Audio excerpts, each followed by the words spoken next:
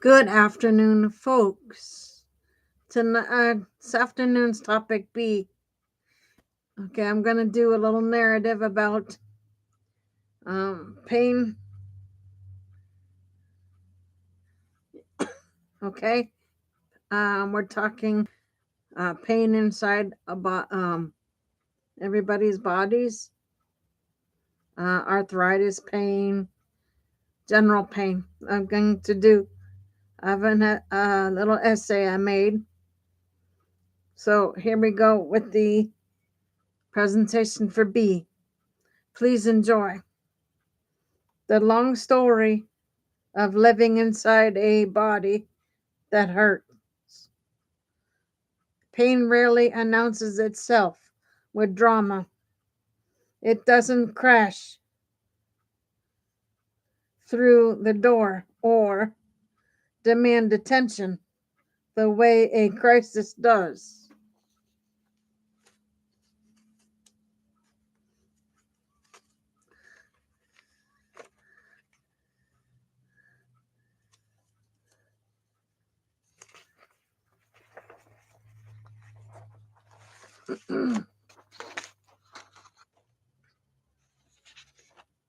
Instead, it slips into your life quietly like a guest who arrives early and stands in the door in the corner waiting to be announced or waiting to be noticed.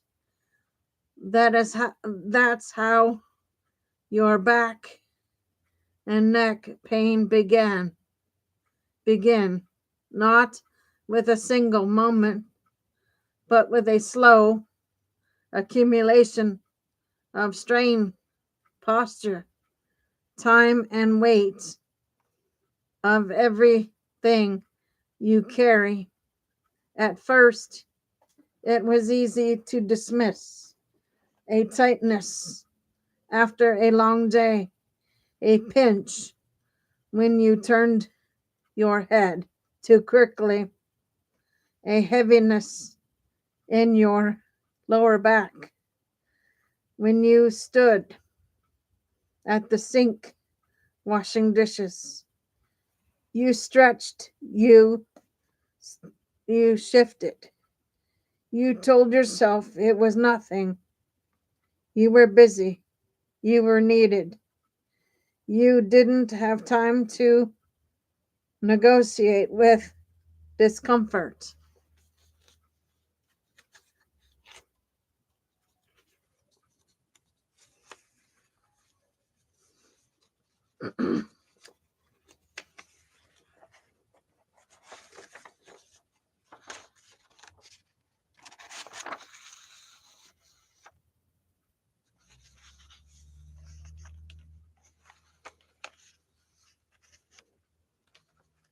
But pain is patient. It waits for you to slow down. And when you finally do, it speaks over months, maybe years. The pain began to shape itself into patterns. Some mornings your muscles felt like they had slept in knots. The familiar story of strain from long hours bent over screens, from carrying responsibilities that don't fit neatly into any ergonomic guideline. Other days, the pain felt older, deeper, like the slow wear of time, setting into your joints and discs, reminding you that even strong bodies have histories. There were there were sharper moments too, sudden catches of pain when you twisted or reached, the kind that make you pause, mid moment. Those were the whispers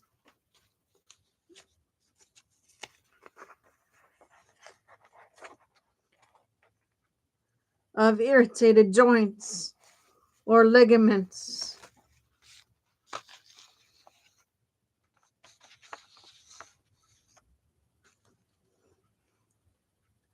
The body's way of saying, not like that.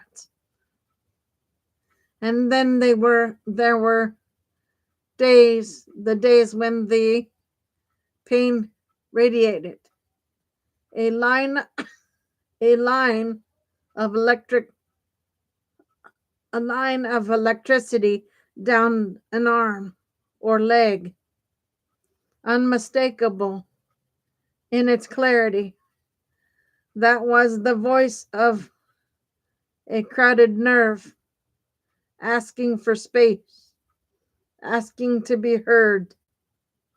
On the hardest mornings, the pain felt inflamed, as if your body had woken up inside a storm. You moved slowly, waiting for the stiffness to loosen its grip, waiting for your body to remember how to be yours again. Though all of this, through all of this, you kept going. You worked. You cared for others. You carried the emotional and physical weight of your days. You learned to live with pain.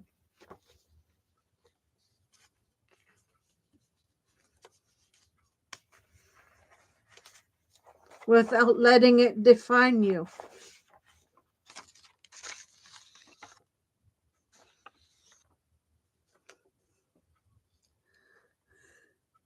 Though it certainly tried. The ways you've tried to help your body heal. You didn't chase muscles. You didn't chase miracle cures. You reached for the steady, evidence-based things. The things clinicians trust because they help more often than they don't. You used heat to soften the tightness, letting warmth seep into the places that felt locked. You used cold when the pain felt swollen or angry, calming the inflammation. On the days when pain crowded out your focus, you took over the counter.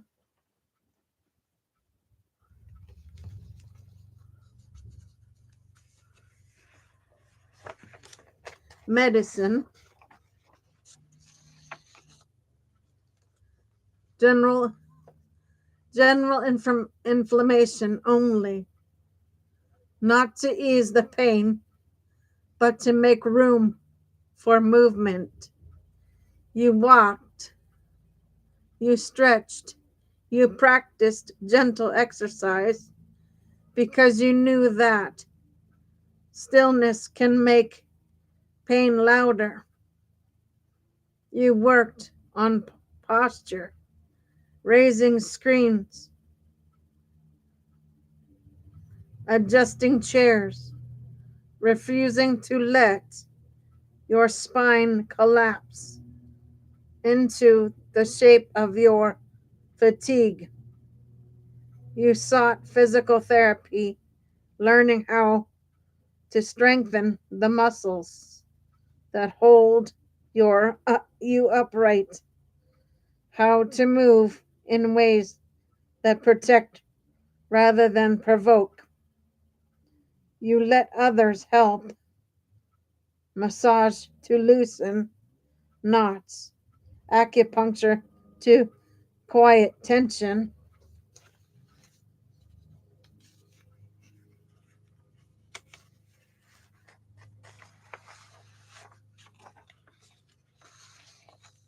Manual therapy to restore motion to stiff joints.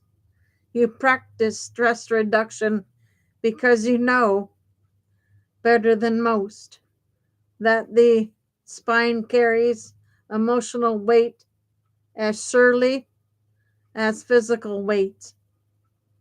And when the pain hinted at deeper nerve involvement, you learned about injections and rarely surgery, not as in invisibilities, but tools clinicians sometimes use when pain refuses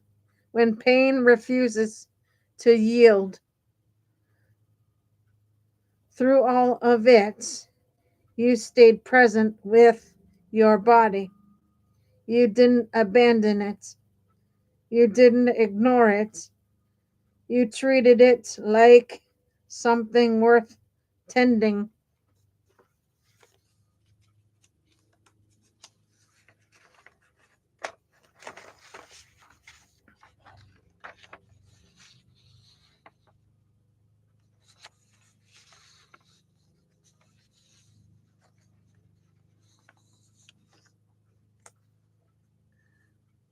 What this pain has taught you, pain has a way of reshaping how you move through the world. It teaches you to listen more closely, not not just to your body, but your limits, your needs, your boundaries. It teaches you that strength isn't the absence of pain. It is the willingness to keep living fully even when pain is part of the landscape. It teaches you that care is not indulgence, it is maintenance, it is survival, it is dignity, and maybe most importantly, it teaches you that your body is not an adversary, it is a companion.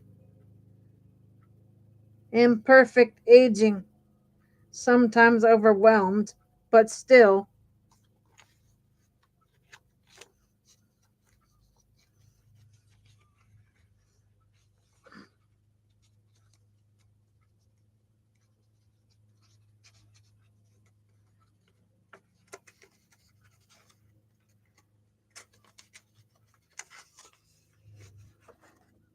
yours. Still trying, still capable of healing in small, meaningful ways.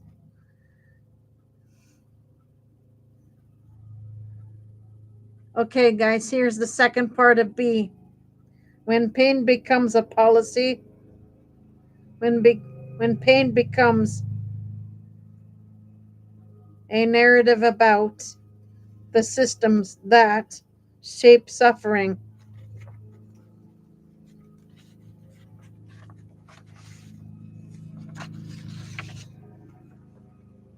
your pain did not begin as a crisis. It began the way chronic uh, suffering often does. In this country, quietly, gradually,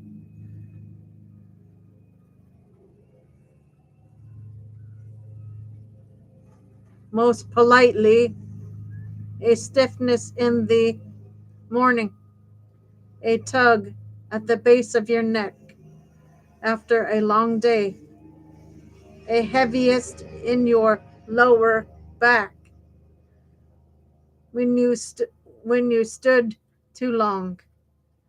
You brushed it off the way millions of Americans do because the system teaches people to normalize discomfort until it becomes disabling. But pain is not just a personal experience, it is a policy outcome. Over time, your pain settled into patterns that any clinician would recognize: muscle strain from long hours bent over screens, degenerative changes,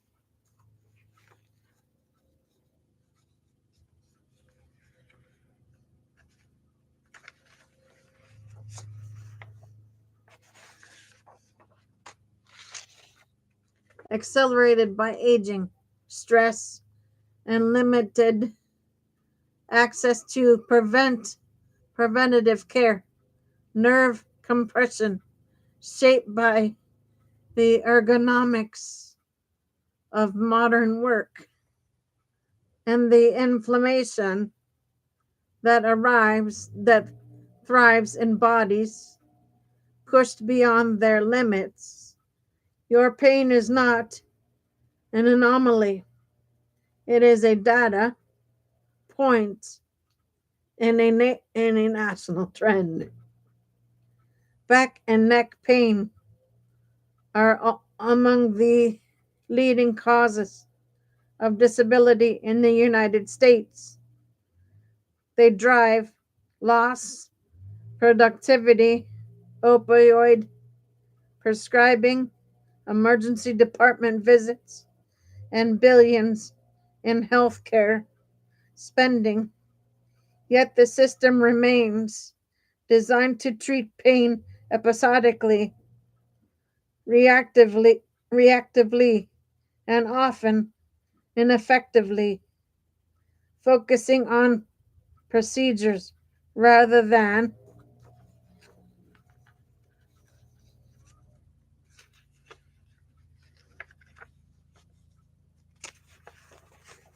prevention,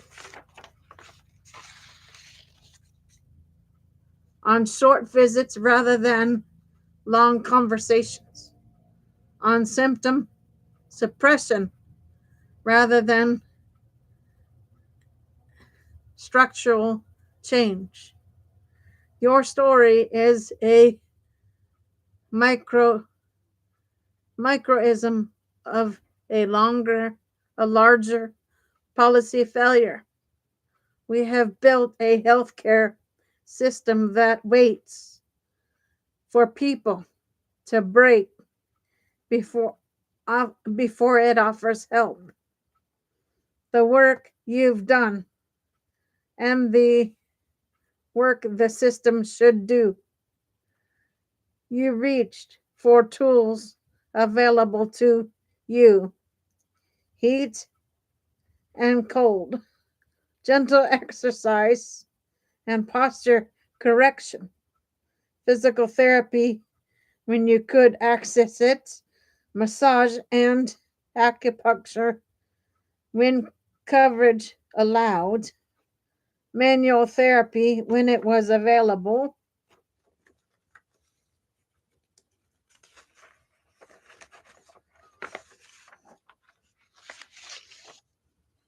stress reduction because you understood the emotional dimensions of pain. You used medications, general information only, as a cure, but as a bridge. And when pain hinted at deeper nerve involvement, you learned about injections and rarely surgery, intervention, interventions that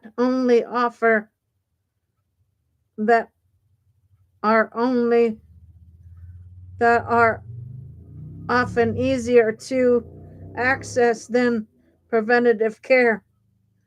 Your personal toolkit mirrors the fragmented nature of the system, a patchwork of modalities, some converted, some not, some accessible, some not, some evidence based, some simply the only option available.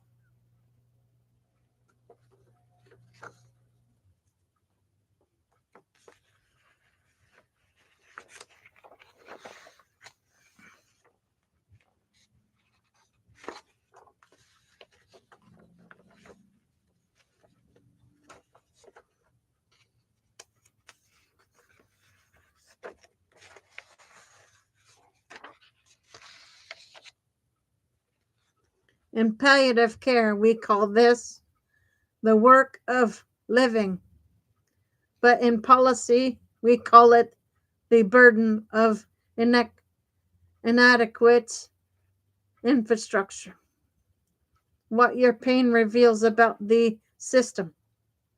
Your pain is not just a physical sensation, it is a reflection of workplace ergonomics shaped by productivity rather than health, insurance structures that limit access to preventative care, payment models that reward procedures over time intensive therapies.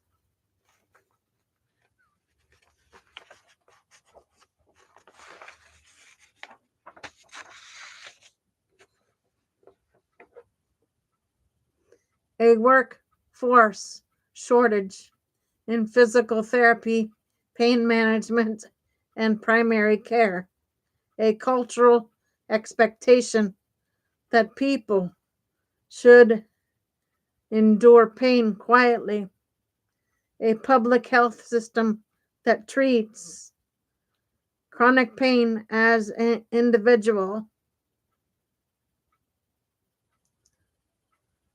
problem rather than a social one. In policy terms, your pain is a signal, a reminder that chronic musculoskeletal conditions are not merely clinical issues, but economic, social, and structural ones. We know what helps: early intervention, ergonomic redesign, accessible physical therapy, integrated behavioral health.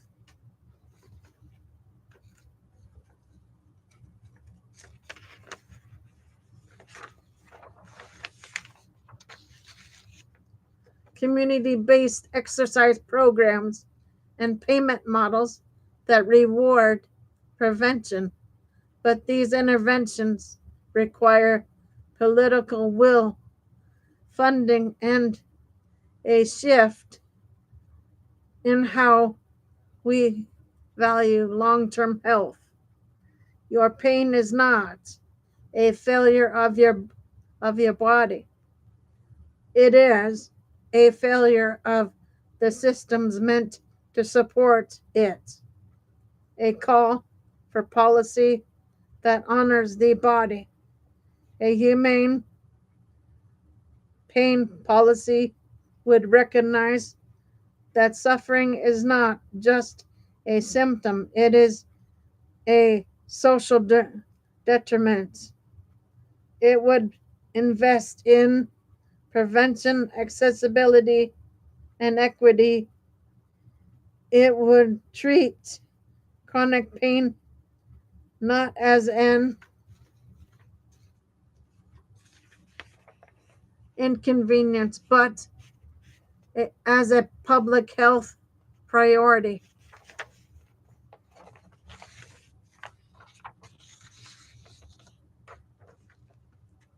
Your story becomes a policy narrative when it asks a simple question: why do we wait for people to hurt before we help them. And it becomes a policy imperative when it answers. We can build systems that prevent suffering, not just respond to it.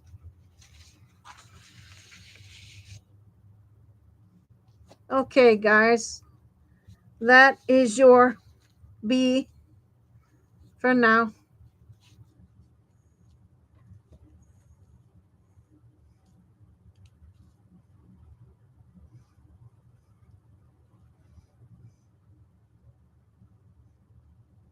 Gator Wellness. Take care, folks.